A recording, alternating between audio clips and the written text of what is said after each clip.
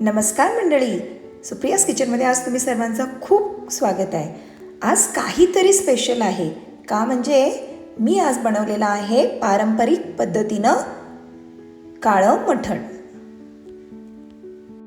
जे तुम्ही एकदा खाल तर पुन्हा पुन्हा मागून खायची फरमाईश कराल. हे इतकं स्वादिष्ट असतं. तर चला रेसिपीला लवकर सुरुवात करूया.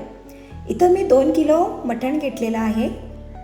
आता मटण आपल्याला 2 वेळा स्वच्छ पाण्यामध्ये धुवून घ्यायचं आहे. इथं तुम्ही बघू शकताय की मी मटण धुत आहे.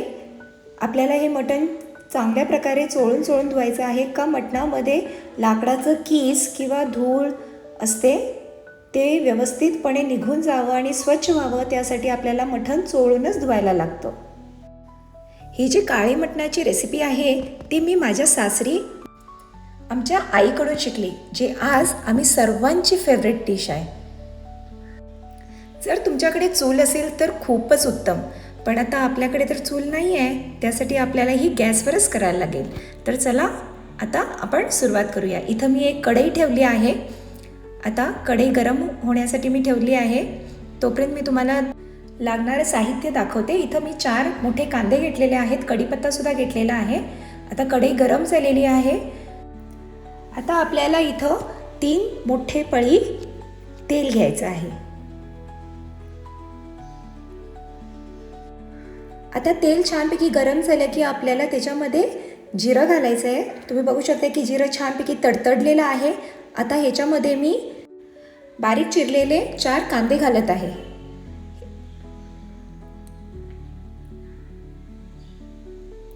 आपल्याला हे कांदे छानपैकी परतून घ्यायचं आहे. कांद्याला आपल्याला सतत परतत राहायचं आहे, सोनेरी रंग येई तोपर्यंत. इथं तुम्ही बघू शकताय की मी कंटिन्युअसली कांदा परतत आहे. आता ह्याच्यामध्ये मी 1 चमचा मीठ घालत आहे. आता घातलेला कांदा जो आहे तो भाजत आलेला आहे. आता ह्याच्यामध्ये मी अर्धा चमचा हळद घालत आहे. आपल्याला हे मिश्रण छानपैकी मिक्स करून घ्यायचं आहे. आता ह्याच्यामध्ये मी कढीपत्तासुद्धा घालत आहे, ज्याच्यामुळे ह्याची चव आणि जरा जास्त छान होते. आता इथं आपला कांदा भाजलेला आहे. आपल्याला कंटिन्युअसली परतायचा आहे.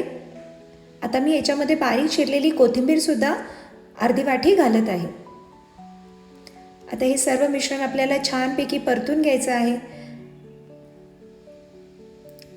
आता कांदासुद्धा छानपैकी भाजलेला आहे. आता मी 1 इंच चिंच घालत आहे, ज्याच्यामुळे मटणाला वास येणार नाही आणि त्याची चवसुद्धा वाढते. आता ह्याच्यामध्ये आपल्याला 3 ते 4 चमचे तिखट घालायचं आहे. आता 1 मोठा चमचा गरम मसाला घालायचा आहे आणि तिखटचा जो प्रमाण आहे आपल्या चवीनुसार असणार आहे. जर तुम्हाला जास्त तिखट आवडते तर तुम्ही तिखट घाला. इथं मी थोडंसं पाणीसुद्धा घातलेलं आहे का आपल्याला जो हे मिश्रण आहे ते जळू द्यायचं नाही आहे. आता या मिश्रणामध्ये आपण जो धुतलेलं मटण आहे ते मटण मिक्स करणार आहोत.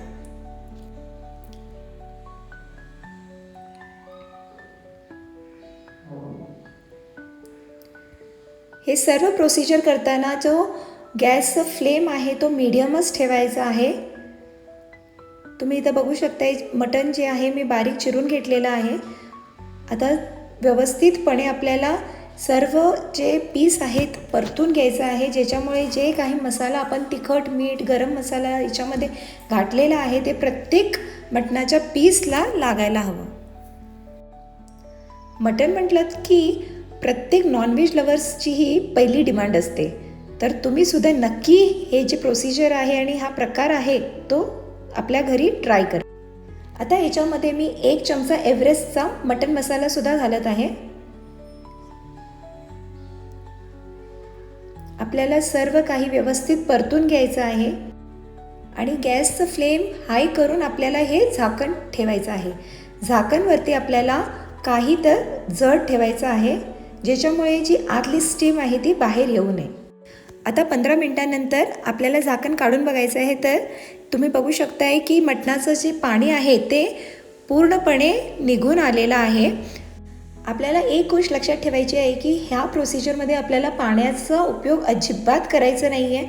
फक्त आपल्याला हे वाफेवरतीच शिजवून घ्यायचं आहे आणि कंटिन्युअसली आपल्याला परतत राहायचं आहे. आता हे सर्व जिन्नस जे आहे परतून झालेलं आहे. आता परत आपल्याला सर्व काही परतून झाल्यानंतर परत हे मटण मीडियम फ्लेमवरती झाकून ठेवायचं आहे. आता आपल्याला हे मटण शिजायला द्यायचं आहे. मीडियम फ्लेमवरती ठेवून परत आपल्याला त्याच्यावरती ओझं काही तरी ठेवायचं आहे. आता 15 मिनटं होऊन गेली आहे. आता तुम्ही बघू शकताय की मटणातलं जे पाणी आहे ते पूर्णपणे आटलेलं आहे आणि मटणसुद्धा शिजत आलेलं आहे. तुम्ही एखादं पीससुद्धा प्रेस करून बघू शकताय की मटण शिजलेलं आहे की नाही. आता हे मटण अजून जरासं शिजायचं आहे. तुम्ही बघू शकता याचं टेक्स्चर किती सुंदर आलेलं आहे. बघता क्षणीच तोंडाला पाणीसुद्धा येत असेल तुमच्या. आता झाकणावरती आपल्याला पाणी घालायचं आहे. 5 मिनिट आपल्याला वाफ काढून घ्यायची आहे आणि तुम्ही बघू शकता इथं खूपच छान आपलं काळं मटण जे पारंपरिक पद्धतीनं केलेलं आहे ते तयार झालेलं आहे. हे मटण तुम्ही बघू शकताय की खूपच असं सुटके पीसेस ह्याचे झालेले आहेत. हे मटण दिसायला काळं असलं तरी ह्याची जी चव आहे ती अप्रतिम अफलातून छान असते. तुम्ही सुद्धा तुमच्या घरी हे पारंपरिक काळं मटण नक्की ट्राय करा आणि कमेंटमध्ये मला सांगायला विसरू नका. आणि अशाच नवीन नवीन व्हिडिओसाठी लाईक, शेअर, सबस्क्राईब करायला विसरू नका.